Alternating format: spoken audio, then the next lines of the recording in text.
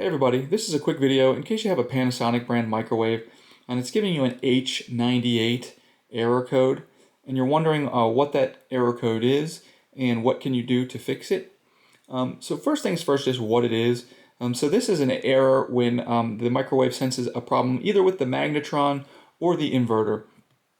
And so you're going to want to try to figure out what's going on there to get it fixed. Now before getting in, opening up the microwave and all that kind of stuff, one thing to check and make sure is just make sure that your microwave is getting proper power. So, it could be that you're using too small of an extension cord and it's not getting the electricity that it needs and it's sensing an issue, with the inverter, with the magnetron, but it's actually the power supply is the issue.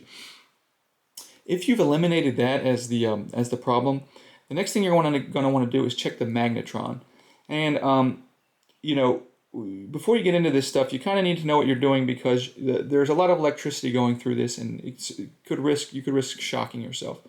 But there's a filament in the magnetron, and you want to make sure that there's a continuity in that. If there's any openings in that circuit, then you'll just need to replace the magnetron. And then if it's not that, then if the magnetron looks good, then you know that you're dealing with an inverter problem, and you'll need to assess what's wrong with the inverter.